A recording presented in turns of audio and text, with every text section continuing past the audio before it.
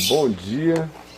Hoje é dia 22 de setembro de 2009, uma terça-feira.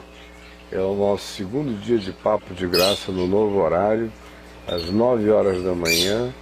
Você receba o nosso carinho, abraço e amor no Senhor Jesus, e o desejo de que nesse nosso tempo juntos seja muito frutífero, muito gostoso, muito útil para todos nós, para nós aqui, para você aí, aonde quer que você esteja, no Brasil, em qualquer lugar do mundo. Quero relembrar que este programa que está indo ao vivo agora, às 9 da manhã, será reprisado no horário de sempre, às 3 da tarde, e também às 9h30 da noite, exatamente o mesmo que está acontecendo agora, como aconteceu ontem. Ontem foi o dia em que a gente já conseguiu acabar aquele gap de espera de uma semana para que o ao vivo fosse visto de novo. Agora é de 3 vezes ao dia, para quem desejar, tá bom? E nós temos hoje aqui com a gente o nosso querido Elmo, que toda terça-feira nos ajuda, e é também quem faz o site, a VMVTV, essas coisas todas. É esse nosso querido amigo que está por trás dessa parte virtual toda, juntamente com o Edivaldo. Professor Pardal. O professor Pardal e o mago Edivaldo. O Edivaldo, se não der jeito em alguma coisa, eu desisto. E o Tonho, meu querido Tonho. Bom dia, Tonho, tudo bem? Tudo bom. E Elmo, amado, você estava me dizendo que aquilo que na semana passada eu solicitei, que era dar um instrumento para que as pessoas pudessem mandar um link da VMVTV com uma mensagem toda ali dentro, um programa todo, para um amigo que só clicasse e sem precisar fazer a operação toda de entrar no site, possa ele assistir em casa. E você me disse que isso já está feito. Já está feito, já está funcionando e é bastante simples. Então você que já está autenticado na VMVTV e você quer assistir um vídeo on demand, um vídeo que já está gravado, então logo abaixo do vídeo você vai ver ali o link indique este vídeo. Quando você clicar ali, vai abrir uma tela adicional que pergunta seu nome, o seu e-mail e o e-mail de quem você quer para quem você quer enviar aquele vídeo. Aí você dá um ok ali, ele já vai mandar para o e-mail daquela pessoa o link para ele poder assistir.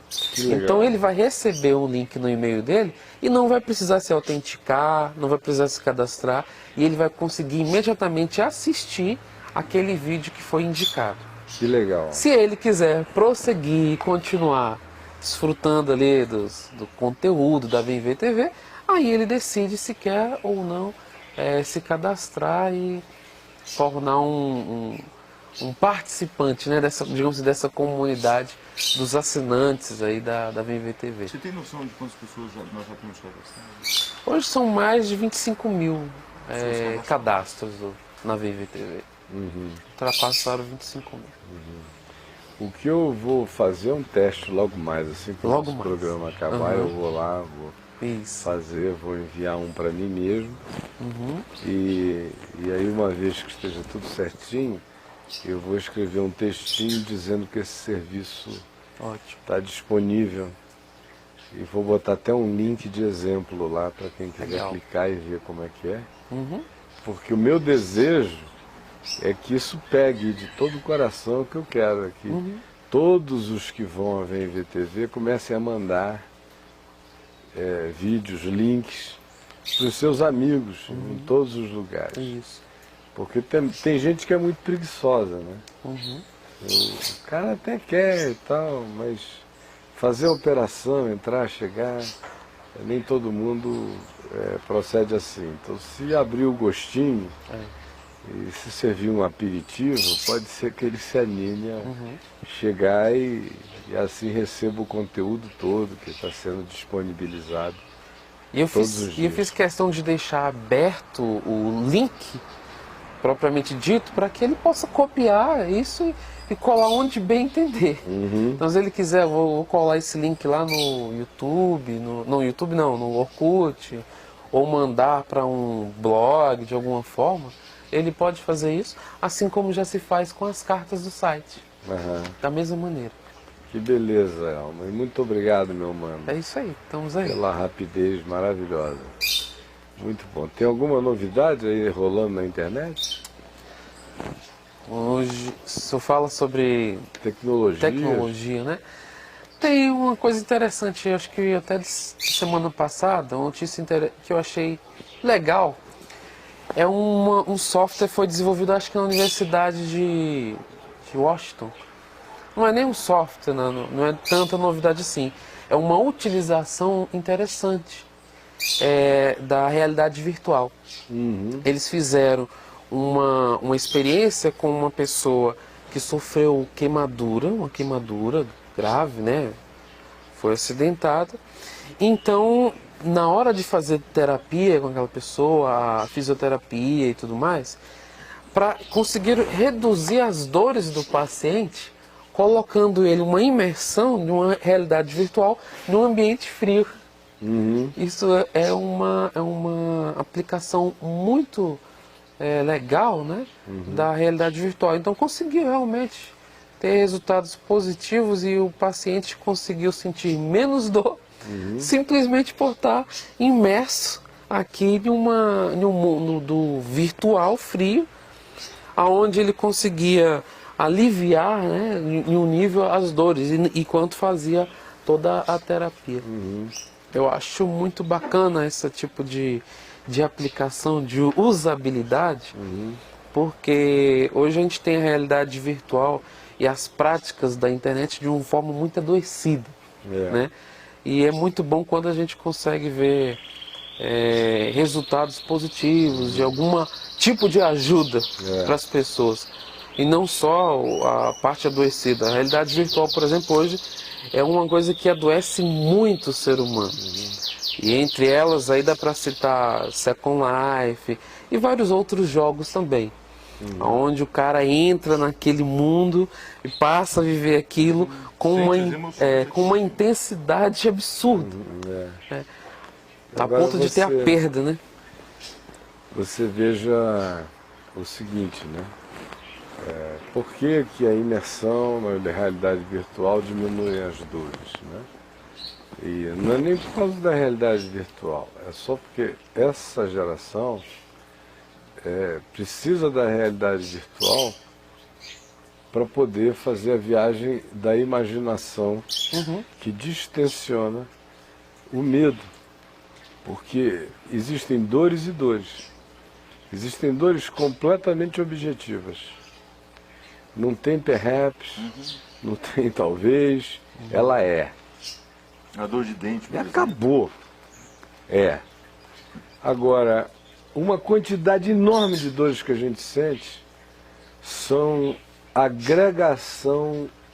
fruto de agregamento medroso do indivíduo. Você quer ver uma prova simples disso aí? A gente se machuca durante o dia, sem querer, em esbarrão, em mesa, topada, seja lá o que for, a 3x2, que dói, uma topada, dói 100 vezes mais do que a pior injeção. Injeção não dói, injeção é uma palhaçada. É verdade. Palhaçada. O médico, tem médico que desmaia se tomar injeção.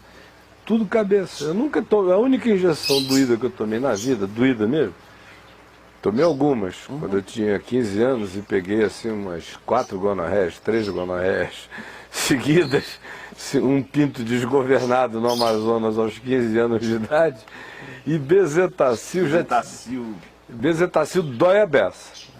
Mas tinha uma naquele tempo que era pior que o bezetacil, que era óleo puro, a injeção, que até saiu de linha, que a bicha saía rasgando você toda. A bezetacil era cibalena para mim. Aquela outra, mas era tiro e queda. E o cara me espremia na parede, assim, na esquina, e dava. Porque dava vontade de você subir de dor, e entrando aquele óleo e rasgando tudo. Injeção doída que eu me lembro na vida, só essa, o resto eu não sinto. Porque eu não tenho que sentir numa injeção. Exceto o cagaço dos medrosos antecipados que já desmaiam antes da hora. Então, muitas dores que as pessoas reportam são dores por antecipação, são dores psicológicas, são dores de vários tipos. E mais, existem dores reais acontecendo, às vezes, que se exacerbam, que aumentam 10 vezes mais no processo da concentração do indivíduo na dor que ele está sentindo, e que é uma concentração apavorada. Porque tem gente que não tem medo do que aconteceu, só tem medo da dor que está sentindo. E da dor e do que pode piorar ainda daquela dor. Então ele fica no estado... Às vezes não é nem tanto isso, sabe, Tony? O medo da dor dói mais no cérebro do que a dor em si. Quando são essas dores que não são as objetivamente inescapáveis.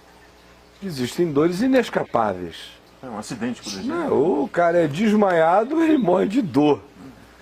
Agora, a maior parte das dores que eu vejo por aí é dor aviadada mesmo, é dor de medo. Aí o cara entra num pânico, vai doer, não vai doer nada. Se você meter na cabeça que não vai doer, não dói não, meu irmão. Com dentista, por exemplo, eu tinha que tomar Lexotan para poder conseguir sentar na mesa de dentista, que eu segurava a mão dela. É mesmo. Se você se tranquiliza, entra no meu, eu vou pro dentista para dormir. Ah, quem dera. Durmo, mas durmo, e não é de hoje, que as anestesias são tão boas. Não sei o que, às vezes até me pergunta, o Valdemir, meu querido odontólogo, que eu gostaria que estivesse assistindo agora, é meu irmãozão, crente, gente finíssima. Ele às vezes me pergunta, quer anestesia ou não, pastor?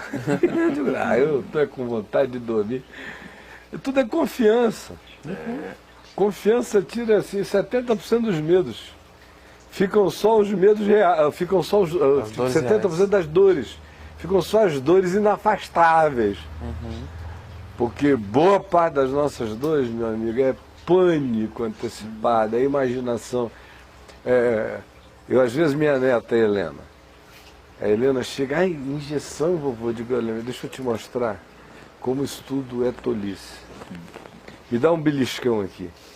Aí ela diz, aperte. Aí ela vai, eu não vou te vai entrar na tua pele de minha filha, não vai acontecer nada, eu não estou sentindo nada, eu só sinto que eu não sou insensível. Aqui tá uma sensação, eu estou apertando agora com toda a força aqui, está dando uma dorzinha fina. Mas nada que vai me tirar um pedaço. Essa dor que eu estou sentindo aqui é em si, 20 vezes pior do que qualquer injeção. E não está acontecendo nada, sabe por quê? Não é ninguém fazendo em mim. Não é um corpo estranho entrando em mim. Sou eu em mim. Você mede é só a cabeça. Só a cabeça. E é por isso que nesse caso, o resultado é esse. O cara fica ali, já tá mergulhado. Já é fruto de uma geração de entretenimento. Aí coloca ele ali naquela câmera, naquele capacete de entretenimento, ele vai lá para cá, ele não está vendo, esqueceu.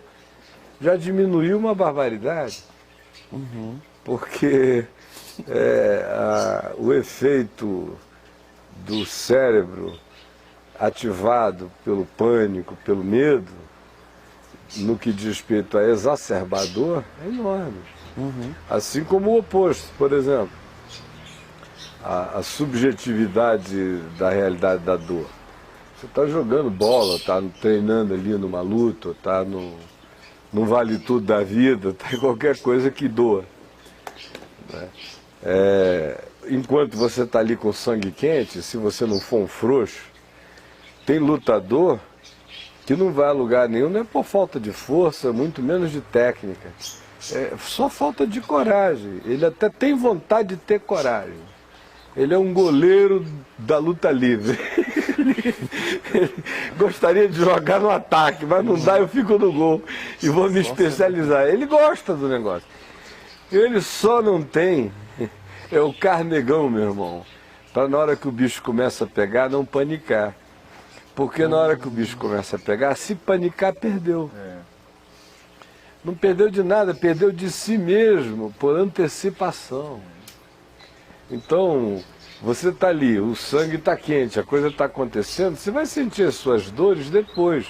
O cérebro libera um monte de químicas anestésicas e tal, que você não vai sentir, exceto na hora que passarem esses efeitos de descarga química natural, você esfriar, começam a vir todas as dores. O que também mostra que a objetividade da dor é relativa dependendo de que se haja algo superior à dor sentida. O que seria algo superior à dor que está acontecendo? É um excitamento cerebral mais importante do que a dor. Entendi. A diminuir na hora. Você está aqui morrendo de dor. Dor horrível, pior dia de neuropatia que você esteja sentindo aqui. Se entrar um leão aqui, eu consigo subir nesse negócio e ficar de cabeça. Não, meu irmão, pra baixo, sem saber que aparecesse não precisava nem um leão, nem uma onça, uma jaguatiriga braba correndo ali, quando a gente olhasse, ia estar em cima do telhado sem dor nenhuma. Ou se o telefone tocasse, alguém ligasse assim, deixa eu falar com você que é urgente, e alguém te desse uma notícia horrível, você ia sentir dor de novo daqui a um mês. Porque uma outra dor que não tem nada a ver com o corpo, nem com coisa alguma, às vezes na alma só. Impossibilita você de ter cérebro para sentir aquela outra dorzinha ali. Como é que o corpo, né? E como a gente se vitima pelo cérebro também. Como a gente master muito pouco o nosso próprio cérebro. Como a gente não tem nem noção dos processos, e vai se entregando a eles, tudo dói, dói. E as dores que não são e que as pessoas elegem para sentir. Tem muita dor de eleição, dor de indicação, dor de... igual a governador em regime militar, dor indicada. O cara já se condicionou que aquele é o tipo de dor que ele vai sentir e sentirá sempre. Então, com ela ou sem ela, ela lá estará fazendo senti-la.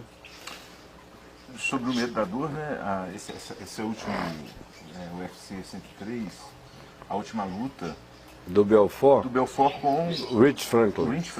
Aí perguntaram para ele lá, depois que ele foi nocauteado, o que houve? Ele não falou de dor. Eu não lembro muito não, que eu tô meio ainda scramble, tô meio zonzo. Mostraram o vídeo scramble, misturado. Aí, o que você sentiu? Eu pensei, vai falar de dor. Eu não sei, de uma hora para outra tudo ficou branco. Ficou assim. Ele viu o vídeo, mostraram o vídeo 2 vezes a ele, e o narrador perguntando ao Rich Franklin o que ele lembrava daquilo. Ele falou, eu vou ter que assistir em casa, para ver se os pedaços voltam. Porque na hora que ele me acertou a primeira, everything was scrambled. Blank, falou I blanked out, I couldn't see anything anymore. Em casa eu vou ver para ver se junto os pedaços. Mas a dor está até fora da cogitação. Não existe isso. Lutador de vale tudo não se queixa de dor a não ser horas depois. Horas depois. Eu às vezes quando vejo um indivíduo ali lutando e, por exemplo, um lutador que lute contra um cara de um Muay Thai que chute bem, e ele começa a chutar, pá, aquele estilo velho do Pedro Rizzo, que era pá, aquela lambada, machadada, pá, e o bicho tá ali. E pá, como eu vi outro dia o Rich Franklin lutando contra o Quinton Jackson há 3 meses atrás, ele ganhou do Quinton Jackson no chute. O Quinton Jackson é um boxer maravilhoso, é uma mão horrorosa. E o Rich Franklin não é bom em nada e é bom em tudo. Ele não é excelente em coisa nenhuma. Ele é bom em tudo. Mas ele ele é bom no geral. E corajoso pra caramba. E enfrentando lá o Quinton Jackson, vai, ele descobriu que o caminho das pedras era chute com a esquerda e com a direita, especialmente com a perna direita na perna esquerda do Quinton Jackson. Meu amigo, depois da quarta eu falei, esse cara amanhã ele vai para o hospital. Porque a pessoa não tem ideia do que uns bons chutes, de quem sabe dar bem dado na lateral, faz. Se for num leigo, você arrebenta na primeira ou na segunda.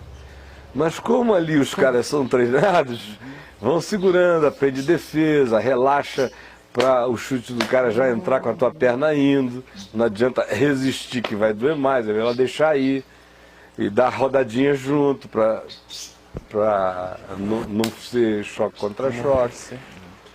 Mas conclusão, o Quinton Jackson não desistiu da luta, lutaram até o fim bravamente, mas depois eu vi os comentaristas dizendo que ele ficou 2 meses sem poder andar. Andando, aquele negão poderoso de chutadas ali, meu mano. Outro dia eu vi quem foi que falou. Foi o Randy Couture, que me disse que ele teve uma luta, não me lembro agora com quem, acho que foi com o Pedro Rizzo, que ele falou que 6 meses depois a perna dele ainda doía. E olha, ele não faz outra coisa a não ser virar casca grossa, né? Virar um ser reptiliano com aquela casca para aguentar a paulada. O Chico, ele está fazendo karatê agora. E ele é faixa preta de taekwondo, faz karatê. E um karatê muito pesado aí. E ele fala que eles ficam, por exemplo, 15 minutos batendo canela com canela, só ouve assim, toque, toque, toque, batendo canela com canela. Vai criando calo. Chutando. Calo. Segunda coisa, teu cérebro vai desenvolvendo um condicionamento de não absorção medrosa da ideia da dor.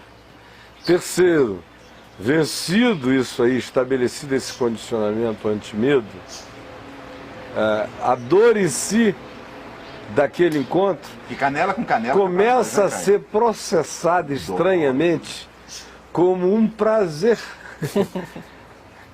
Olha, os anos que eu fiquei ali treinando jiu-jitsu o dia inteiro, e quando acabava o treino de pano, lá na Academia Grace, que os alunos iam embora, ficava só a família e alguns poucos amigos, e a gente tirava o kimono, e o negócio era para o pau cantar de verdade, não tinha dia que você não saísse dali todo arrebentado. E não tinha dia que você ficasse o dia inteiro torcendo para chegar a hora de novo. Porque, meu querido, você se condiciona a praticamente tudo. Uma vez eu falei para a Adriana, muitos anos atrás, a gente falando sobre insuportabilidade. Eu falei, você sabe qual é a grande desgraça da dor e da insuportabilidade? É que no fim tudo é suportável.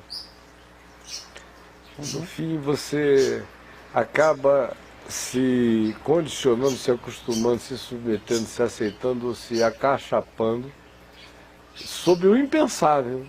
Mas acaba. Acaba, se você for, meu amigo, o que hoje é absolutamente impensável e impossível. Se você for forçado a se submeter àquilo, não tiver alternativa, e se a sua mente não for daquelas que diga que eu não vivo, vou parar e vou ficar morrendo de raiva até o fim, mas se for uma mente criativa, prospectiva e com vontade de sobrevivência, você vai se adaptar, é uma questão de tempo. Eu acompanhei assim o meu pai numa fase terminal, né, de um tumor de pele bem complicado. E nos últimos momentos ele já estava mais ou menos 2 anos com dor todos os dias, porque foi um tumor aqui nessa região do pescoço, não era possível mais tirar esse tumor. E o fato é que eu comecei a procurar um tratamento para mantê-lo sem dor o mínimo possível, de forma que não era possível tirar tudo, mas manter a melhor qualidade possível ali naquele momento. Então chegou um momento em que eu tive que consultar com ele, com um neurologista, que ele falou, olha, a gente vai ter que aplicar 3 tipos de remédios para controlar a dor dele. Mas entre esses 3 tipos, um dos remédios, era um tipo de um antidepressivo para tratar o cérebro dele, porque ele já estava acostumado a ter dores todos os dias. De forma que aquele outro medicamento que aliviava a dor, de fato a dor verdadeira, ele não funcionava tão bem pelo próprio condicionamento do cérebro naquela dor. O cérebro já estava criando sua própria dor.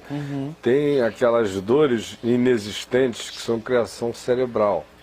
Isso é um outro fenômeno. Existem dores que não existem e o indivíduo sente. Ele sente porque, por alguma razão, e aí tem as variáveis... A dor do amputado, por exemplo? A dor do amputado a extensão de um condicionamento cerebral e de terminações nervosas acostumadas a receberem estímulos e que esses estímulos continuam não sendo recebidos, mas sendo interpretados pelo cérebro como memória acumulada do que durante décadas ele fez bilhões de vezes por dia sem o indivíduo saber, sentir ou pensar. Então o processo inteiro está lá. Toda vez que até um pensamento que se vincularia àquele tipo de ação que usaria aquele membro é deflagrado no cérebro, o membro inteiro se recria do ponto de vista virtual no cérebro. Até que ele se descondicione disso, leva tempo. O primeiro tratamento que eu fiz, a neuropatia, eu bebi um coquetel de 6 remédios, 2 vezes por dia, de manhã e de noite. Desse coquetel, 5 eram antidepressivos e 1 opiáceo. Tá vendo? O tratamento era esse. Olha que coisa interessante. Agora, é uma frescura muito grande no Brasil, o cara tá terminal, não tem mais jeito, aí o médico não vão aceitar muito remédio para dor não, porque pode viciar. Tá morrendo. Viciar em morfina. Deixa o cara sentir dor até a morte, porque o cara pode viciar. Que isso? Não sei se está mudando aqui, mas eu já cansei de ouvir isso. Só deixa eu morrer bem viciado, meu irmão. Como diria um amigo meu, deixa eu morrer bem melhorado.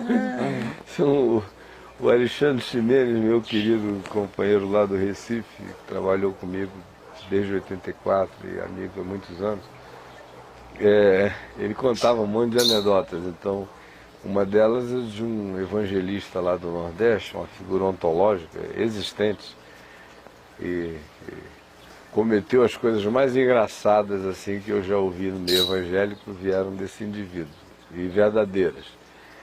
E ele é que diz que um dia foi chamado, ele era evangelista da igreja presbiteriana, ele foi chamado para fazer uma oração no hospital por um paciente terminal.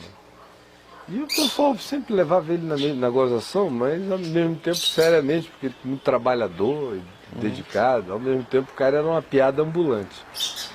Aí, fulano, vamos lá no hospital orar pela pessoa que está em fase terminal, queria tanto que você fosse orar, ungí-la com óleo, e orar com ela, prontamente irei, não sei o que e tal. Aí disse que ele foi, caprichou, se consagrou, levou o olhinho dele, emplastou a mulher, orou com ela com toda a fé e coragem, foi embora e a mulher morreu em seguida. Aí o pessoal que era amigo dele, mas também tinha intimidade, tipo, fulano, rapaz, como é que você vai ao hospital orar pela mulher, para a mulher ficar curada? E você ora e ela morre. Logo depois ele falou, eu acho que eu não regulei bem a energia do poder. Saiu em certo excesso. Deve ter, ela não estava com condições físicas de receber tanto poder. Eu imagino que tenha sido isso, excesso de poder espiritual. Mas uma coisa eu posso lhe garantir, morreu muito bem melhorada. Então se ele errou errado, né? Eu orei para acabar a dor. Acabou. Para sempre. Mas e aí, tem alguém perguntando alguma coisa aí para nós? Tem. Vamos dar atenção ainda à continuidade do papo de ontem. Tem perguntas de ontem? Tem. Tem uma pergunta aqui bem especificada, que é a declaração do Marco Feliciano defendendo Edir Macedo e companhia não é um tipo de conluio de potestades? De potestades espirituais? Eu não estou aqui para... O que é a pergunta? É potestade? Está escrito? Não, ele falou sobre se não é um tipo de macumba, mas a gente estava falando sobre isso, né? Não, eu acho que é um tipo de burrice, né? De burrice e de leviandade do Marcos Feliciano com o Evangelho. Porque o homem que pede para falar comigo, vem aqui em casa tomar café, senta naquela cadeira ali, abre o coração, me fala tudo que ele me falou, ouviu de mim tudo que eu disse a ele sobre a safadeza desse mercado inteiro, dizendo a ele que ainda era novo e que já estava mal encaminhado, que se salvasse, que dava tempo dele se tornar um jovem pregador do Evangelho, não corrompido. Chorou, se debulhou, o secretário dele estava aqui, não foi uma conversa entre eu e ele só, estava ali, quebrantou-se, pediu oração, me ajude, eu gostaria de aprender a viver essa consciência de ministério que Deus deu ao Senhor, que o Senhor tem e que eu admiro a vida inteira. Eu digo, então Deus te abençoe e te ajude e vá na paz do Senhor. Aí depois vem me dizer um negócio desse, esse cara não entendeu nada. Tudo que ele falou de mim era mentira, ou então ele está mentindo para Edir Macedo. Se está mentindo para Edir Macedo, é 2 vezes mentiroso, está fazendo média. Está mentindo para mim, mente bem, mentiu chorando. Então eu digo a você, Marcos Feliciano, decida a quem que você serve. Não é a Caio nem a Macedo, é a Deus ou a Baal, meu mano. Simples assim, para a gente não estender a conversa. Bom dia a todos. Caio, você sabe alguma coisa sobre Neuza Itioca e Rebecca Brown, que tratam de potestade e principados, e sobre Daniel Mastral? A Neuza, a vida inteira, desde eu a conheci, eu devia ter 20 anos de idade. Ela era obreira da ABUB e fomos assim bastante próximos e queridos. Eu tinha o maior carinho pela Neuza durante muitos anos, até ela ir estudar no Fuller Theological Seminary, lá na Pasadena, na década de 80, e se tornar discípula do Peter Wagner e Companhia Limitada, que é o pessoal que desenvolveu toda essa coisa de crescimento de igreja, que na década de 80 era o G12 da época e foi uma desgraça também, e desenvolveu a coisa dos espíritos territoriais e, a seguir, desenvolveram um curso de cura divina e de expulsão de demônios. Aí a loucura vai instalando, os caras vão crescendo lá, o Crab lá também junto e outros nessa linha. E aí começaram com essa coisa de exegese de demônios, começaram praticamente a fazer o que a Bíblia diz que é para não fazer, pesquisar as coisas profundas de Satanás. E aí, meu amigo, começaram a trazer importações de todos os tipos para dentro do processo. 10 anos depois, a Neuza Itioca, para mim, se me tornaram um ser irreconhecível. E já tem agora uns 20 anos, né, mais ou menos, que ela dá esses cursos por aí nas igrejas, e são cursos cobrados de acordo com as cartas que eu recebo aqui e tudo. Eu, sobre ela, tenho as melhores memórias do passado e tenho as tristezas de ver que uma pessoa que um dia compreendeu o Evangelho, prega o Evangelho, e eu não tenho dúvida de que ela quer servir a Deus, tenha se fanatizado, se exacerbado, tenha trocado todo o conselho de Deus por um fragmento do Evangelho que, além disso, ainda foi exacerbado, como se fosse o Evangelho todo. A esse outro rapaz mencionado aí, eu não o conheço, exceto de me ouvirem, de me dizerem, de links que me mandam, de coisas que mandam, e tudo que eu ouço dele me soa extremamente exagerado. Além do que, todo mundo sabe, e eu aqui confesso de novo, eu desenvolvo uma reação muito esquisita, desde garoto na fé, a todo mundo que vive para contar uma história só. Contar uma história aqui? Uma história só. Se um cara não ficará sadio, escuta o que eu estou dizendo, qualquer um, não ficará sadio, o testemunheiro adoecerá. Só contando a história. História dele. Ele vai virar papagaio. Aquele papagaio ali está mais humano, espontâneo, sincero e genuíno do que o testemunheiro de um testemunho só e que vive para isso. Como é o caso desse rapaz. Ele não faz outra coisa a não ser falar do diabo, é diabo para lá, é a história dele com o diabo, como o diabo entrou, como o diabo pegou, como o diabo gosta, como o diabo come, como o diabo dá, como o diabo não sei, é uma diabice, é só diabo, é só diabo, é só diabo, é só diabo. Então, eu de cara, não por ele, mas uma rejeição da minha parte total pelo modo como ao qual ele dedicou a sua vida, é o modus operandi, fixado, fanatizado nessa temática, que só vai adoecendo mais ainda a cabeça de pessoal de mente fraca, porque tudo que eu recebo relacionado a esse rapaz é paranoia. É gente me escrevendo panicada, que assistiu o seminário dele, ficou com medo para sempre. Eu não vejo as pessoas saírem com fé, eu vejo as pessoas saírem com mais medo do diabo. Então, no caminho da graça, ele só chega para testemunhar no dia que ele não tiver mais testemunho nenhum para contar. No dia que ele tiver só Jesus para falar. Porque eu não acredito em testemunho nenhum que não seja pregação do Evangelho, ensino do Evangelho. O espírito o testemunho de Jesus é o espírito da profecia. Quando o indivíduo passa a vida inteira contando a sua própria história, não tem meios dele não se tornar, número um, narcisista. Número dois, um mecanicista, porque ele não vai precisar mais nem pensar na história, ele só vai apertar play. E o terceiro resultado disso, ele vai cair numa mecanicidade que vai secar a alma dele. E como o tema é fixo, ele não desenvolverá nenhuma outra dimensão da existência dele, a não ser aquelas que sirvam ao propósito testemunheiro desse ganha-pão. Porque tem um outro aspecto. Todo indivíduo que vive de contar a mesma história acaba se tornando mercenário da história que conta.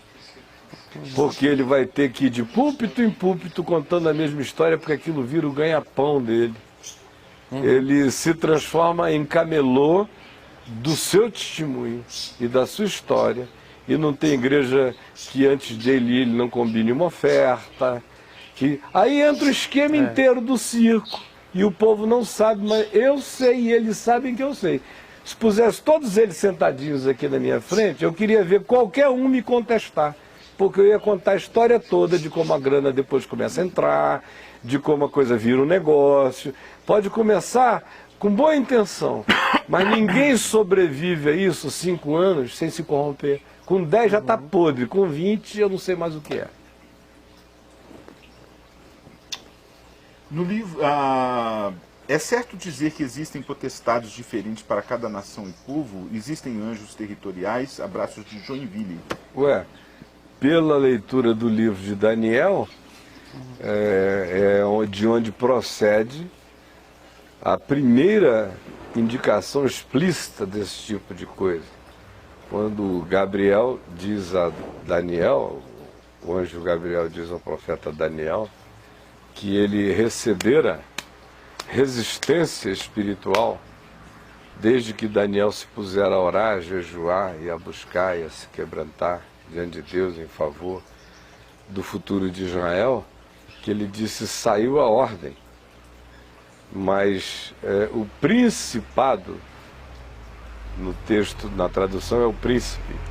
De fato, é um principado do reino da Pérsia. Ele não estava falando do rei da Pérsia, político. Ele estava falando de uma instância invisível. O principado da Pérsia fez guerra e ninguém veio em meu favor, exceto Miguel, o vosso príncipe. Aí quando ele fala a Daniel, que é um israelita, está orando pelo futuro de Israel, que ninguém veio em favor dele, Gabriel, na luta invisível e espiritual, exceto Miguel, o vosso príncipe. Ele estava dizendo que assim como existia um principado na Pérsia, existia um principado espiritual sobre Israel. Nesse caso ele nomeou Miguel como o vosso príncipe ali. Você vê depois em Marcos 5, outra vez a ideia explícita no texto do Gadareno, quando Jesus manda os demônios saírem, e eles lhe rogaram que não lhes mandasse para fora do país. Porque eram espíritos condicionados. Aquele ambiente. A serpente come o pó da terra. Então, come aquela cultura, come aquele. Estavam condicionados àquilo tudo.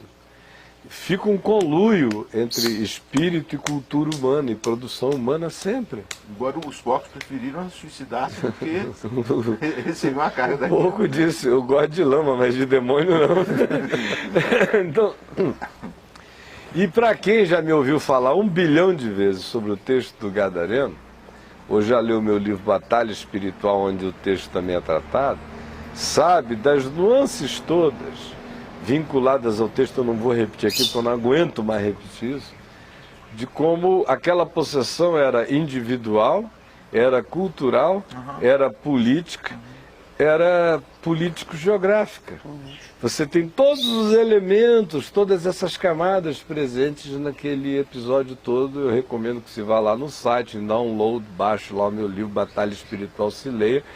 Ou se procure no site, que lá eu já falei bastante, e tem muita mensagem minha, em áudio e vídeo a respeito disso, e conferências em lugares. E esse é um tema que eu já gostei tanto dele, eu acho tão maravilhoso, especialmente a partir do texto de Marcos 5, do Gadareno, abre tantas highways de percepção espiritual, que eu preguei muito sobre ele, e a vez que eu mais gostei de pregar foi sobre esse tema, foi, eu acho que no ano de 97, início de 97, ao fim de 96, numa grande conferência de missiólogos ingleses, nos arredores ali de Oxford, e hoje me chamaram para ficar uma semana pregando lá sobre missiologia e espiritualidade. E eu resolvi adotar o texto de Marcos 5 para falar aquela semana inteira sobre isso. E aí eu tive muito mais tempo para me expandir e trazer um monte de elementos históricos, culturais, do processo inteiro, que explica o texto com uma clareza enorme, porque para quem lê sem os conhecimentos dos contextos históricos, é só Jesus expulsando um demônio de um endemoniado muito doido, que tinha uma legião maluca que entrou nos porcos. Os porcos se afogaram, os porqueiros panicaram, não quiseram mais nem que Jesus voltasse. E a estranheza final é que Jesus não leva o cara consigo, mas manda ele voltar para casa, para os seus, para pregar entre eles, e é o que o indivíduo faz e se torna o primeiro grande pregador daquela região de Gadara e Decápolis, onde hoje é a Jordânia, né? Mas é de uma riqueza enorme o texto, e nele você vê todos esses elementos e essas camadas que vão desde o elemento político, econômico, social, cultural imediato, viajando pela existencialidade possessa do indivíduo e pela representação que aquele indivíduo passou a fazer daquele conjunto inteiro de coisas e, sobretudo, daqueles últimos 300 anos de história de opressão e de possessão política no lugar, desde que eles já tinham sido possuídos por Alexandre o Grande, depois por Seleuco, depois por Ptolomeu, muitas vezes revolta dos Macabeus, depois pelos judeus no tempo da revolta dos Macabeus, depois são desbancados os judeus, vêm os romanos, aí os romanos ficam lá para sempre, e naquela época que Jesus estava lá tinha uma legião acampada, daí o demônio dizer legião é meu nome porque somos muitos, e a variedade de elementos ligados àquilo ali é de uma complexidade tão grande, que eu recomendaria a quem estiver interessado no assunto ir lá no site, baixar o Batalha Espiritual e dar uma lida, porque vai ajudar bastante. Tá. Eu tenho uma pergunta minha. Ontem você citou o nazismo, né? Como a potestade, principados se unem. E até os rituais pagãos eles trouxeram para as saudações nazistas, para aqueles ritos de casamento deles, para os encontros e tal. Coisa horrível, deu no que deu. A gente vê muita notícia no Brasil, principalmente pouco tempo agora, saiu na Veja, que alguns governadores estão consultando de forma pago pelo dinheiro do contribuinte a bruxas, como é que fala? A videntes, coisas relacionadas a tempo, a clima, não sei o que, para tomar decisões. Isso é um princípio, como Collor também fez muito isso. Isso seria uma comparação de união de principados, potestades? Não, isso é sem vergonhice. Porque se o cara quiser consultar quem ele quiser, vai lá, gaste a grana dele e faça isso, né? Ele não tem o direito de pegar o dinheiro do erário público para fazer um negócio desse. O Collor matou muito bode aqui na casa da Dinda, fez muita macumba naquele basement lá, a 3x2 com a grana dele. Com a grana dele, ele está cometendo a maior burrice espiritual do mundo fazendo isso, mas o dinheiro é dele. A vontade é dele, o arbítrio é dele, a desgraça é dele. Então, a grande safadeza aí é usar o dinheiro público para fazer isso. Mas isso não deixa a prefeitura endemoninhada. Só mostra a idiotice da prefeita ou do prefeito, ou seja lá de quem. Não tem nada a ver, não tem comparação com aquilo que aconteceu. Não, é que o evangélico é pagão, é mágico e pagão. Então, a cabeça evangélica é a seguinte: se um bruxo entrar numa prefeitura, a prefeitura fica embruxificada. Porque o evangélico, ele acredita como pagão no imã, no imantamento da mandinga. É na macumba objetica. O evangélico diz o seguinte, evangélico entre aspas: essa água eu não bebo porque quem me serviu foi uma macumbeira. Ela trabalha ali na casa do Caio, mas ela é macumbeira. E eu sei que ela é macumbeira. E ela trouxe a água e botou aqui. Então eu, em nome de Jesus, que sou uma pessoa muito espiritual, Caio não, Caio é um coitado, assim, que dá uma de livre de tudo, mas é um bobo, tá bebendo essa água que a macumbeira trouxe. Sabe lá o que ela vem falando, que ela vem andando ali, dizendo assim, dizendo lá pro Deus dela alguma coisa, fluidificando essa água pro Caio beber. Aí eu não bebo, o evangélico pensa assim. Eu, como não sou evangélico, entre aspas, só sou do evangelho, bebo qualquer água, com ações de graças. E nenhum diabo inventou nem um drop de H2O no mundo ainda. Tudo isso aqui é do meu Senhor. Eu bebo com ação de graça. Mas o evangélico não crê no Senhor. É verdade. Não crê. Ele crê em poderes. Poderes, sim. A outra... Crê em poderes. Aí, uma pessoa que seja de um poder considerado do polo negativo, não pode estar presente. É por isso que pessoas são disciplinadas ou afastadas da igreja evangélica. É para não contaminar a comunidade. Não é uma contaminação mental, que se o cara ficar muito desgovernado ali dentro, pode encostar nas garotinhas, nos meninos, desgovernar a cabeça. Não se trata disso. É a existência dele emana uma macumba invisível que vai pegar e pregar nos outros. É o nível de paganismo evangélico.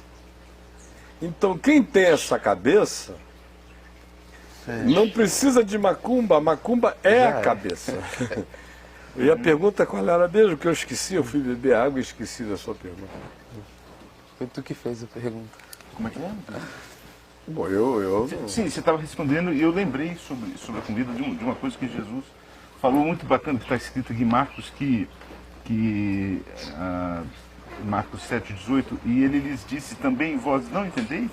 Não compreendeis que tudo que de fora entra no homem não o pode contaminar, pois não lhe entra no coração. E ao dizer isto, Jesus considerou puros todos os alimentos. Olha que Paulo, claro, Tito, todas as coisas são puras para os puros, tudo o resto é doença da religião, né?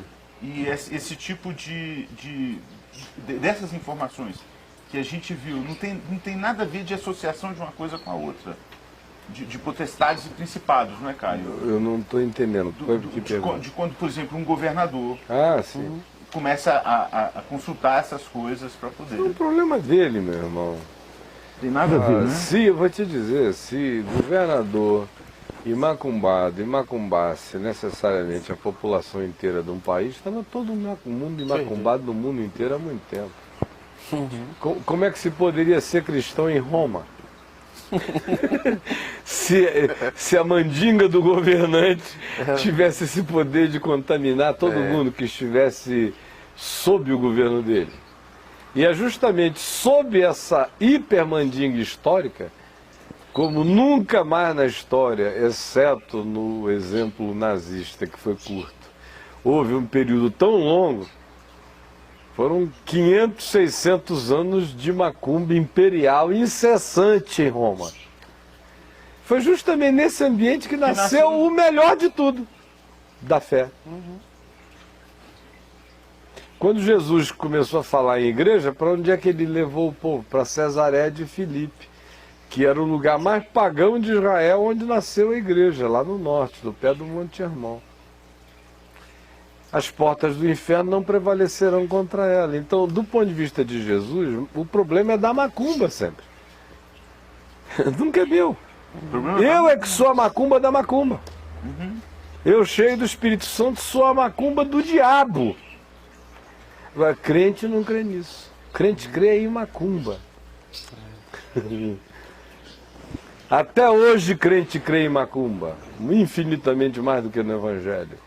E mais, ele crê na macumba da maneira mais pagã possível.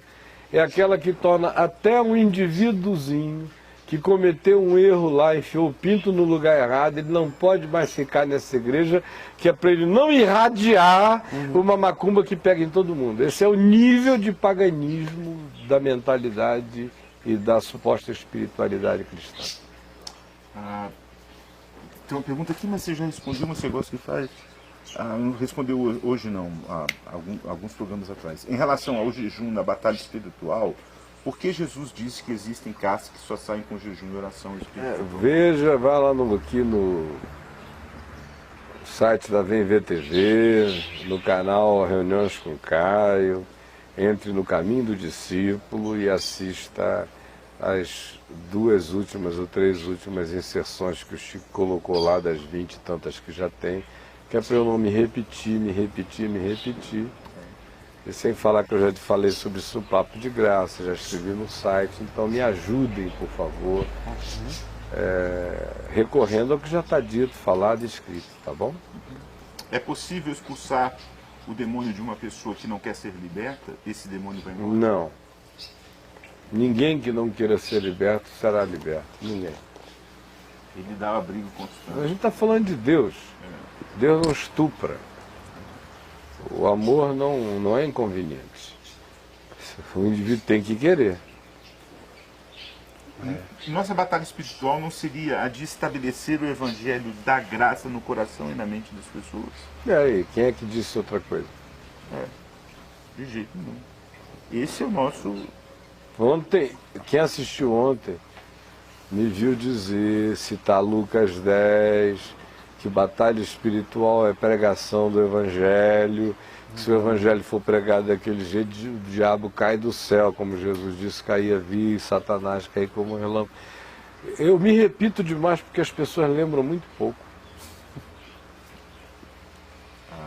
Nenhuma mais pergunta nesse campo sobre potestades e se tem alguma coisa para continuar falando sobre isso?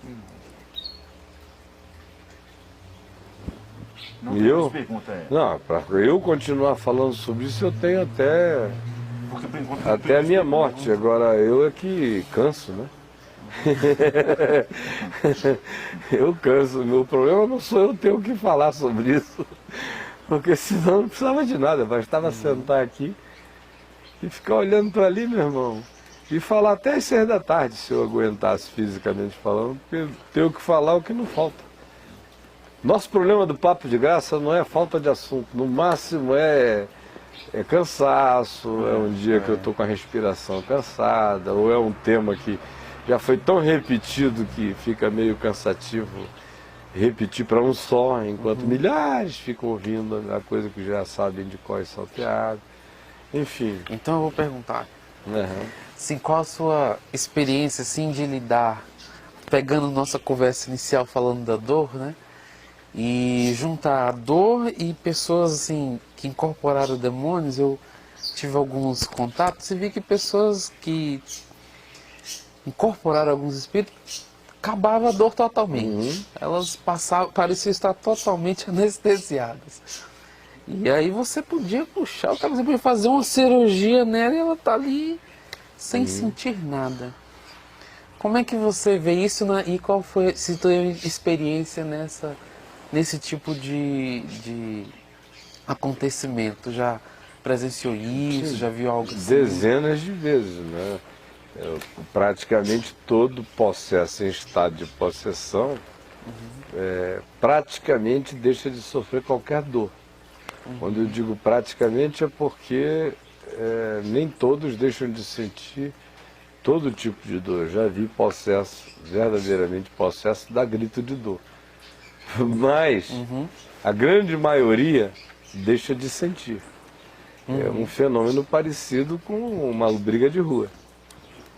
O excitamento, raramente, quando você vê um cara brigando na rua e que ele desiste da briga sem ter sido desmaiado, ele desistiu do medo, pelo medo. Ele levou uma no meio do olho, na cara, e o medo dele disse, será que o meu olho saiu fora? Ele diz, para! Mas não foi nem a dor, foi o pânico. Não dá para sentir dor quando o pau está cantando. Depois você vai sentir. O cara para do medo de qualquer outra coisa. Então, na possessão, simplificando, o pau está cantando mesmo. É isso. Então, o cérebro está em processos de agitação e de velocidade mental inconcebíveis. O efeito da invasão é tão poderoso que as consequências dela, cai para lá, se bate, é puxado, não sei o quê, se tornam irrisórios. Agora, ele vai sentir, ou ela vai sentir essa dor depois que passar. Cabelo vai estar, couro cabeludo, gente que é agarrada pelo cabelo numa hora dessa, ou pelas pernas, ou isso e aquilo. Ela vai estar, depois de liberta, a coitada vai precisar de massagem e de ajuda. Mas é o mesmo fenômeno no cérebro. São as mesmas supressões, as mesmas suspensões de função em razão do poder traumático e da ação intensa de um volume de excitamento muito maior do que qualquer significado imediato de dor tópica. É um fenômeno, é sempre esse. Agora, por exemplo, o que bebe não fica bêbado, né? Você vê em algumas situações o cara bebe 3 garrafas de cachaça. Não fica bêbado. Não fica absolutamente... Costuma até torcer assim, não está bêbado. Fica. Aí você vê o que é o cérebro. Aí alguém chega e diz, não, foi o espírito. Mas para o espírito fazer isso, ele só pode fazer isso usando o cérebro.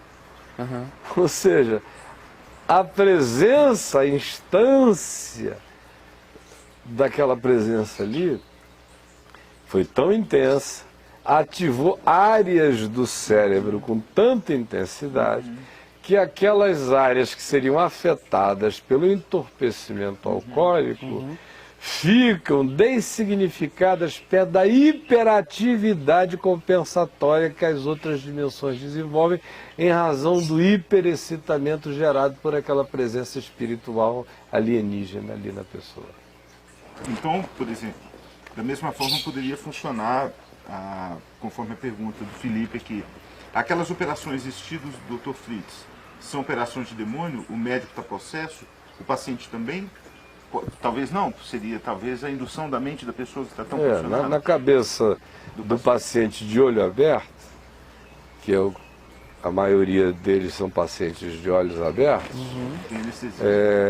o processo de predisposição, de condicionamento, de indução, de sugestão, que faz um cara sair da Suécia para vir a Badiânia visitar o João de Deus com câncer, vem da Iceland, da Finlândia, de não sei o quê. Faz uma viagem dessa para vir aqui, ele já vem hipnotizado, já vem com uma predisposição supraatlântica de entrar no transe. Isso aí já é o primeiro elemento psicológico antecedente.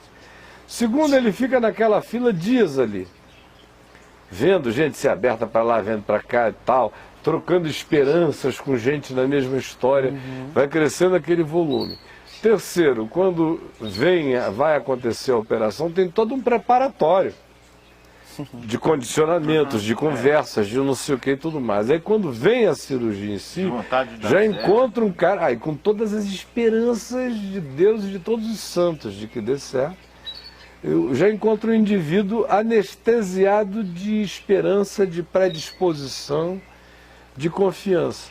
E vem a ação do homem, que eu sei que tem um monte de espírita kardecista que vai se escandalizar, de gente politicamente correta, mas eu digo, politicamente correto é do diabo, eu não estou enganando ninguém, está escrito no site com esse tema, não esperem de mim outra coisa, a não ser o que eu creio. E eu não estou nem aí para o que você pensa. Então, se escandalize do jeito que quiser. O pobre do homem, porque eu tenho todo carinho e amor, não estou julgando o homem, mas está cheio de influência espiritual. Ele está operando sob influência espiritual e não é do Espírito Santo. São influências outras. E ninguém fica pensando que o diabo chega e diz, olha, muito prazer, meu nome é Diabo, capiroto, eu vim para matar, roubar e destruir, odeio você, estou aqui para te comer vivo, seu otário. O diabo não faz assim. Sim, pelo amor de Deus. Nem o Saddam Hussein fazia assim, nem o Osama Bin Laden faz assim. Se eu encontrar com ele, vai dizer, oh, muito prazer, pastor, que alegria. Se ele vai enfiar um tarugo atômico no meu traseiro, é outra história.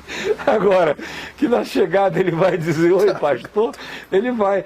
Assim como o peru que a gente come no Natal aqui em casa. É muito bem tratado. O ano inteiro.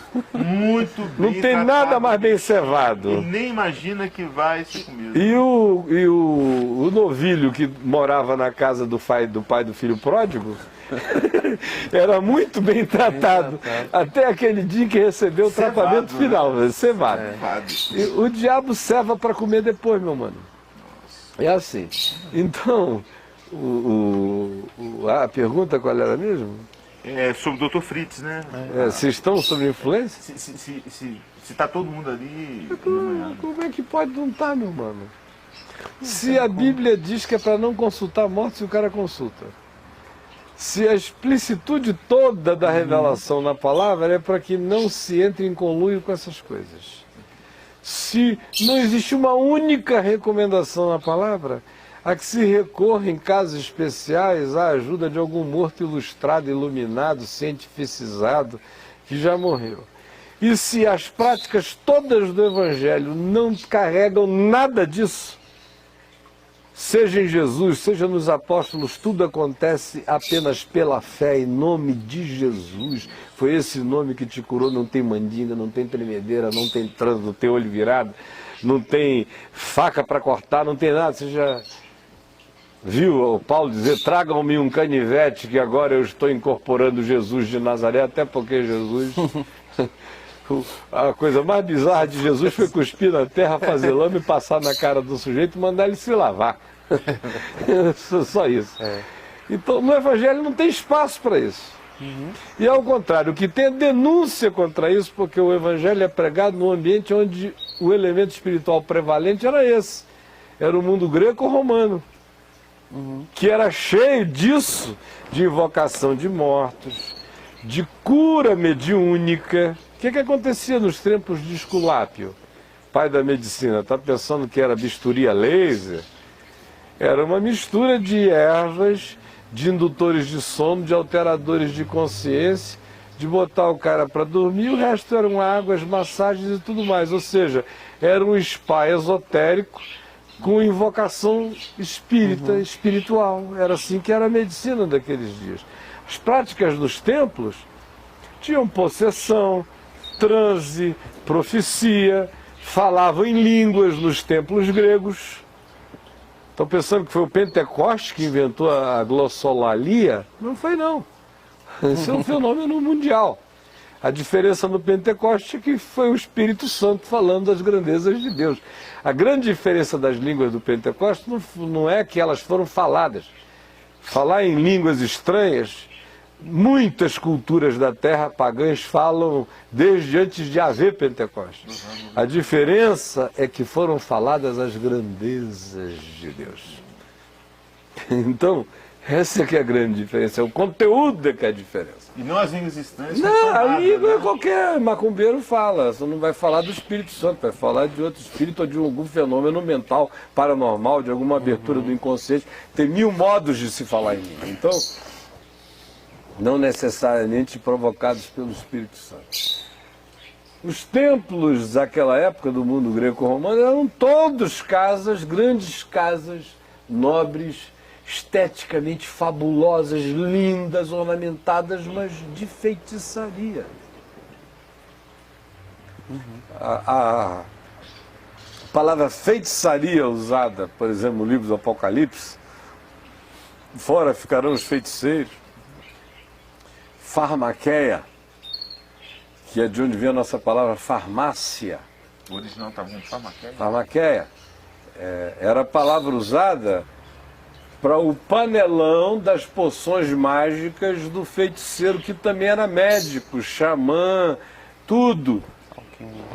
Essas divisões todas de que o xamã fica lá e o cientista fica aqui é coisa das nossas fraldas descartáveis históricas, que começaram outro dia. O mundo até hoje, fora do ocidentezinho ufanista no qual a gente vive, o resto do planeta não sabe diferenciar médico de xamã ainda. Vai à África, vai a muitos lugares, até mesmo as medicinas orientais ainda misturam bastante os dois elementos. Então, nos dias de Paulo, não tinha templo que não fosse um lugar assim. E o evangelho só se expandia, ele nunca deu a mínima para isso. Quem saía correndo eram os processos, que se reunia no sindicato dos fabricantes de ídolos. Você viu o apóstolo reunido, preocupado, ai meu Deus, o que a gente vai fazer com essa Diana? Não, os caras acreditaram que as portas do inferno não prevaleceriam contra eles e foram. O diabo que fuja, o inferno que corra, a gente está chegando. Crente não entendeu isso até hoje, ele continua com medo do diabo, com medo de macumbeiro, com medo de mandinga, não quer mais nem cumprimentar quem foi lá e fez a cabeça. Aí o cara volta para o dia seguinte para trabalhar, aí vai cumprimentar o amigo crente, oi fulano, tudo bem? Aí ele já fica assim de longe, nem cumprimenta, oi fulano, o Senhor te abençoe. Se ele for educado, a maioria vai dizer que Deus tenha misericórdia de ti. Nem pegar, ele pega que é para não contaminar. Passa na mão, por osmose. O nível da nossa basicalidade pagã é idêntica de qualquer pagão da Terra. Caio, tem uma galerinha muito boa aprendendo com você a ser discípulo de Jesus. Deus permita, graças a Deus, que eu também esteja aprendendo Sim. com Jesus. Mas tem uma galerinha, eu estou falando isso porque tem uma galerinha unida. A seu ver, essa galerinha que está nesse bar, nessa caminhada, quantos por cento dessa galera você já vê com esse espírito, pode fugir, diabo, que nós estamos chegando com o evangelho. Não Sabe, sei. essa coisa que a gente vê em você e muita gente, Eu não sei, porque eu também acho que o pessoal que gosta de me ouvir, que não é pouca gente, são milhares de pessoas, até alguns milhões. Hoje em dia, muitos deles são muito politicamente corretos.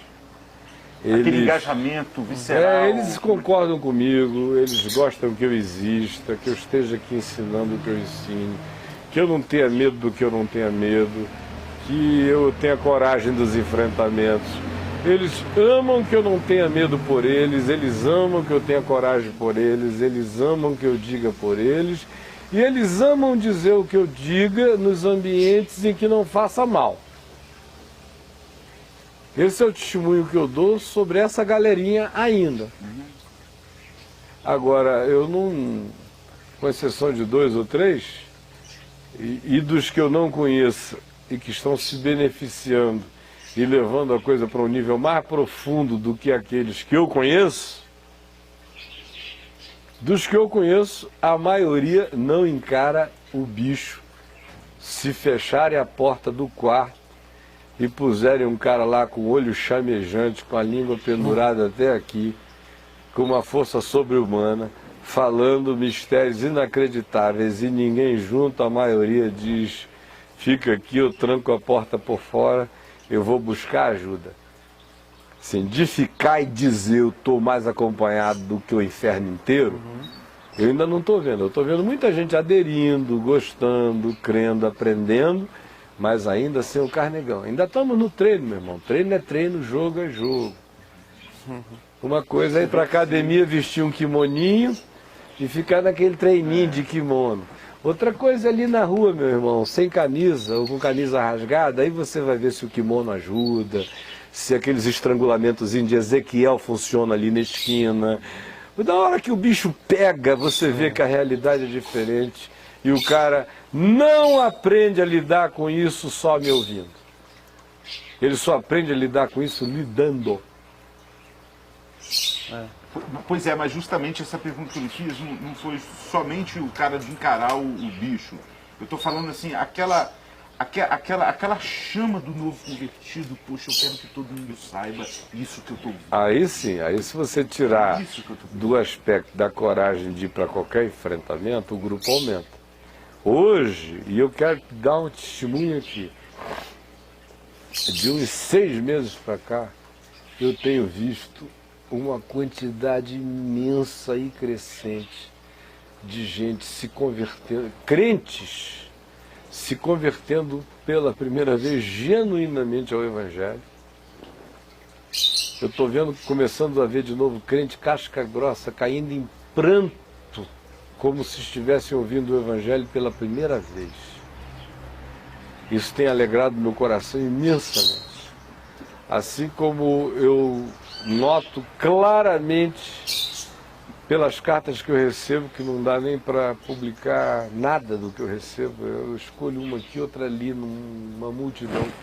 Hoje em dia, 80% das cartas são alegria. Obrigado, obrigado, obrigado, obrigado, obrigado, eu entendi a diferença gritante. Eu estou livre, eu estou livre, eu estou livre, obrigado. Isso aí eu estou vendo. Tem um avivamento de liberdade séria, não é graxa, é graça. Não é palhaçada de quem diz, lei, morreu em Cristo, como se isso fosse agora uma licença para sacanagem. Essa moçada que ainda está assim, não me entendeu e não vai me entender nunca se ficarem assim. Porque graça é coisa séria, não é moleza. Então esses que estão entendendo, estão conhecendo essa profunda alegria no Espírito. Porque quando o indivíduo se arreganha para a graça de Deus, meu irmão, aí as grandes alegrias começam a brotar no coração.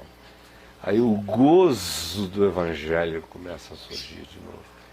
Aí a restauração da alegria da salvação no coração. O que eu noto que aconteceu com o povo cristão é que a grande maioria perdeu a alegria da salvação. Assim, a alegria da salvação morreu, assim como morreu a alegria da eternidade. Porque se não tem mais esperança na glória, a esperança é a teologia da prosperidade, é a prosperidade material, então a esperança da glória morreu. Se a esperança da glória morreu, a alegria da salvação se foi. Fica a alegria do carro novo, a alegria da casa nova, a alegria da empresa que a Universal ajudou a ele a adquirir, a alegria de não sei o que, só ficam essas alegrias. Que agradeça a Deus, mas as alegrias são mundanas terrenas. Se ele agradecer a Deus bem, se agradecer a Apolo bem, se agradecer a quem ele quiser, está tudo bem. Ele agradece a divindade que fez aquele favor, aquela barganha. Nesse caso, o nome dessa divindade é Deus, mas é uma divindadezinha, o Deus cristão ao qual se agradece. É um Apolozinho sem estátua. e sem chaveirinho. Agora, é um pagão, é um Deus pagão ainda. Quando o indivíduo conhece Jesus de fato, e eu estou falando para crentes, que a grande maioria precisa conhecer Jesus mesmo, precisa se converter ao Evangelho mesmo. Vocês são só da igreja evangélica, cheios de doutrina, mas nunca conheceram Jesus, e a prova disso são vocês, é a vida de vocês, é a falta de paz. Você é a prova do que eu estou dizendo. É a sua angústia, é a sua pulsão, é o seu desespero carnal, é a sua paixão malucada. Você é a prova de que eu estou certo. De que você, sendo evangélico, continua perdido desse jeito. Você é a apologia do que eu estou dizendo.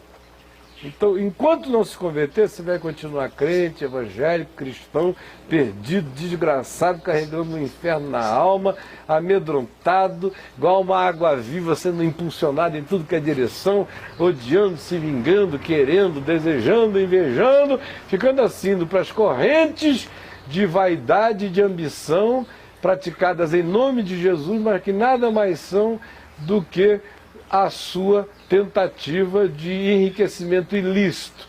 É a sua tentativa. Oração de crente por riqueza é tentativa de assalto a banco sem correr risco. Vamos ver se um anjo assalta alguém e me dá. Então é mais ou menos assim, ora, com esse espírito que foi o que prevaleceu em tudo, que alegria de salvação subsiste? Não tem mais nem salvação. Pelo menos na Idade Média, no tempo da Reforma Protestante, a barganha era mais digna. Os caras estavam tentando pelo menos vender o céu. Hoje o céu já não existe. Os caras estão vendendo 2 casas na Baixada Fluminense. Aleluia. Então, quem está nesse estado não tem alegria da salvação.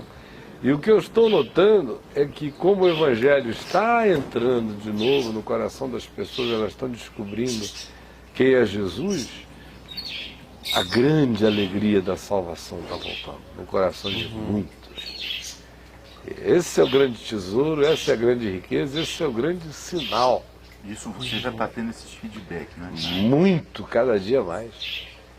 E muito crente se convertendo. Graças a Deus, de novo no Brasil. Graças a Deus. Porque para haver esperança para esse país, é preciso primeiro que uma quantidade muito grande de crentes se convertam.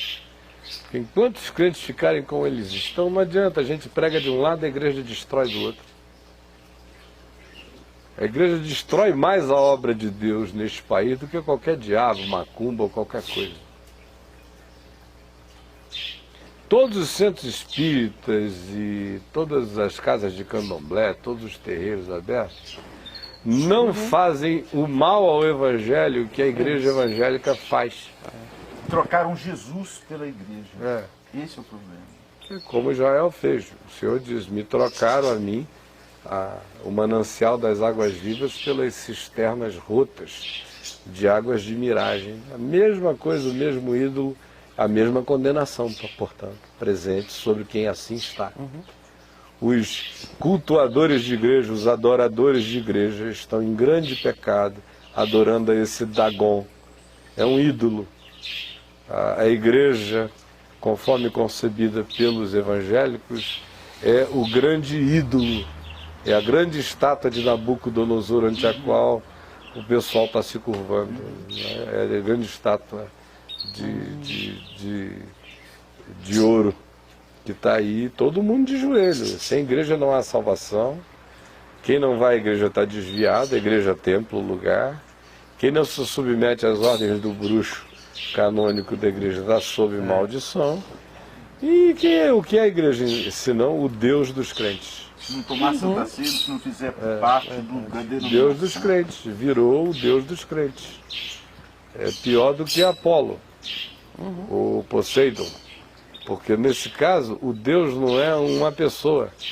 O Deus é um ente supostamente coletivo, inexistente como ente coletivo e material, e que ganha sua materialização no prédio e nas ordens de controle, no sistema de controle e de hierarquia. É um ídolo com essa configuração, mas é um ídolo. é tão poderoso quanto Shiva. E é por isso que as Nesse sentido é mais do que Shiva. A igreja como ídolo é um Deus mais poderoso do que Shiva dos hindus. E é muito interessante porque quando a gente... Você vai conversar com um crente que está passando por angústia, por tristeza. E a única resposta que às vezes a gente tem para consolar a tristeza de alguém é dizer o que nos espera. Aí quando você fala para algumas pessoas, olha, não fique triste porque o que nos espera é isso. Aí quando você começa a falar, ele fica triste. Não, o cara faz assim, ó. Deus me livre. É o crente batendo na mesa 3 vezes quando você fala de céu para ele. Ele está achando que você está querendo que morre. Não, é porque morte, ele virou tão pagão quanto qualquer pagão. Morrer para ele é o fim. Ele diz que Jesus vai salvá-lo, não sei o quê, como quem está jogando a loteria. Se acontecer, aleluia. Mas na prática, meu irmão, ele não conta com isso. Ele só conta com o que acontece entre o berço e a sepultura. Ele é um pagãozinho como outro qualquer. Eu não me sinto exagerado nisso. Não, é isso. Eu conheço o que eu estou dizendo. Só diz ali, ó, o Caio exagerado, o alienado que não sabe nada além do umbigo dele. Meu filho, eu não fiz outra coisa na vida a não ser conhecer crente até hoje. E não tem ninguém nesse país que receba mais consulta de crente até hoje do que eu. Eu sei o que eu estou dizendo. Agora, eu não troco o que eu sei pela sua alienação. Se você não gosta do que eu sei, é um problema seu. Um dia você vai me entender. Eu não estou exagerando em nada do que eu estou falando. Em nada. Aí a gente começa a perceber por que eles são tão medrosos, simples, quando a coisa fede, quando o dia mal vem. Quando o indivíduo conhece a Jesus de verdade, ele se torna o ser mais resistente, perseverante, invulnerável da terra, praticamente. Agora, quando ele diz que é de Jesus, mas fica só na fachada, em geral o resultado é que ele se torna um dos mais frouxos, mais covardes, mais apavorados, mais amedrontados, mais paranoicos, porque nada pode fazer mais mal à mente humana do que Deus sem Deus. Deus sem Deus é pior do que o diabo, meu irmão. Virou uma coisa horrível, uma lenda. Deus sem Deus é um horror. E tem que crer nele na presença dos outros, né? É. Que é pior ainda. Tem que se fazer crente para quem é crente. Sem nada de sem Deus. Sem serem crentes, ele não, também não. Fingindo, todo mundo fingindo que é crente. Isso adoece mais do que qualquer coisa. É verdade. Não tem nenhum poder mais destrutivo do que esse que faz o indivíduo servir a Deus sem Deus. O resultado disso é a criação de diabos, de caiféses, que são os que mandam Jesus para a cruz. Essa moçada é pior do que qualquer fórum romano, do que qualquer outra coisa. É o pessoal que serve a Deus sem Deus.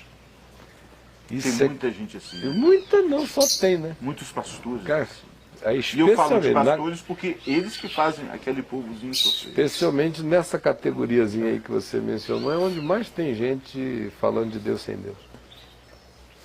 Cada vez mais. E o número só tende a crescer. O ateísmo pastoral só tende a aumentar.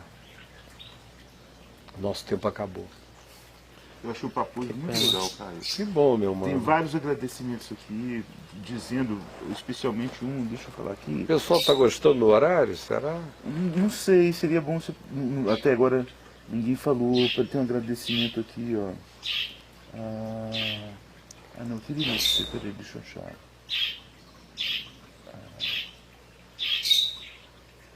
Agradecendo, falando que realmente está aprendendo muito a ser...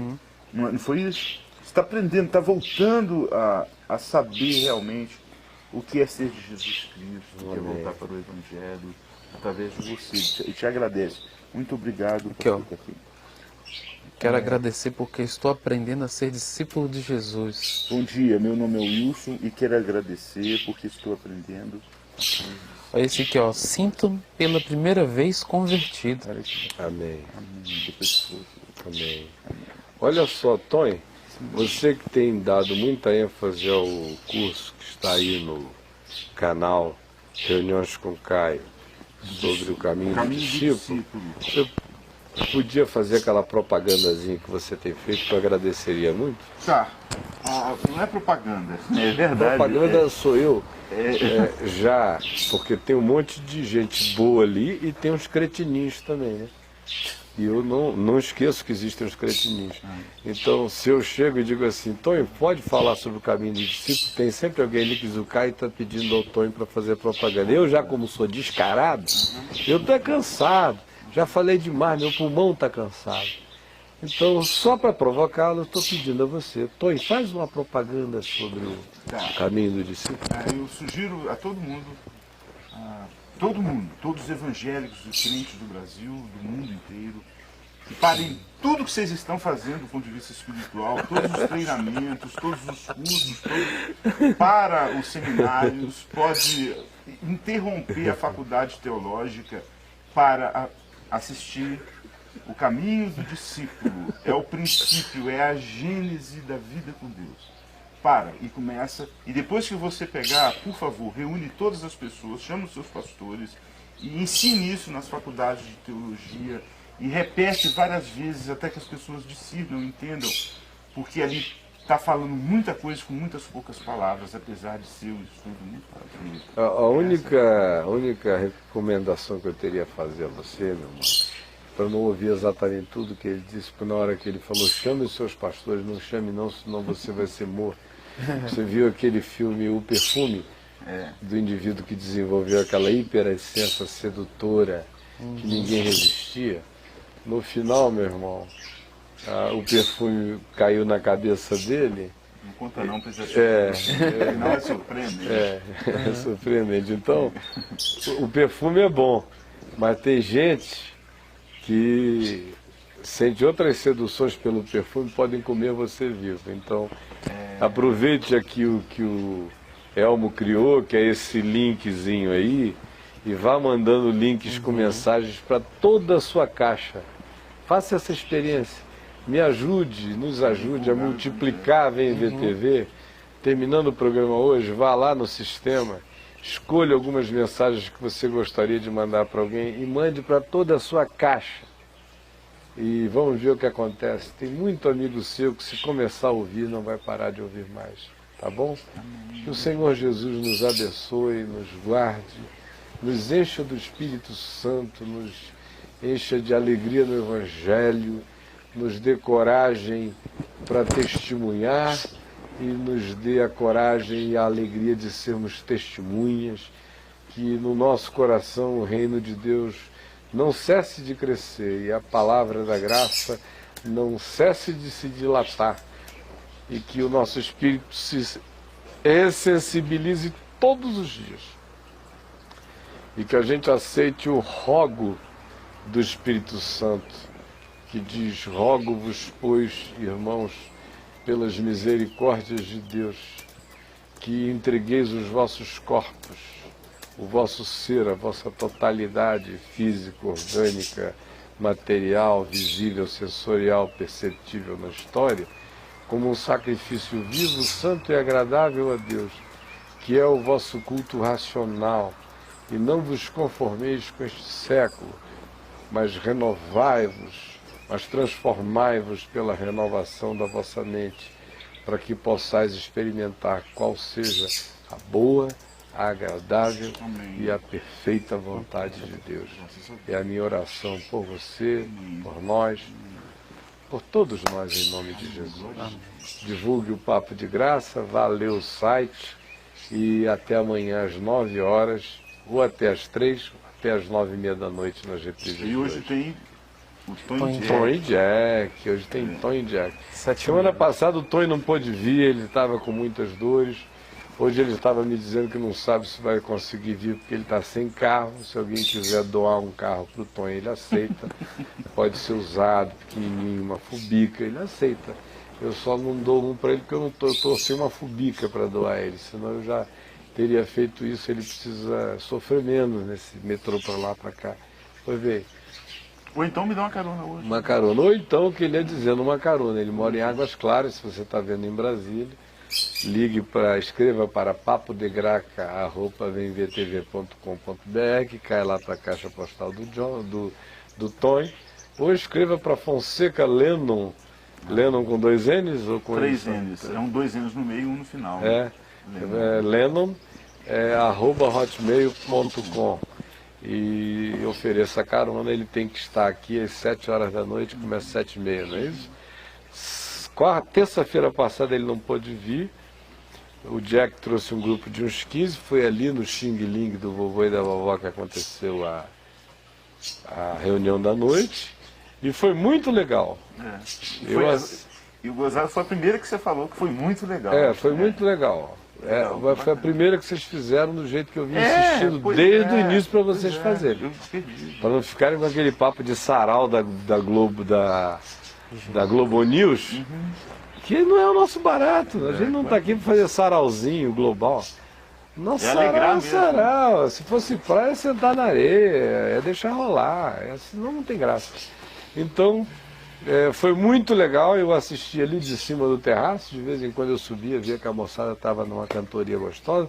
Ou então no computador. Eu estava gravando umas coisas lá para ver em VTV e monitorando um lado e outro, e foi muito bom. E se você conseguir vir hoje, vai ser muito legal, tá bom? Gente boa de Deus, muita paz, bye. E eu estou com uma fome danada, ainda não tomei o café que eu precisava, vou tomar um cafezinho hoje. Tchau, beijinho, tchau.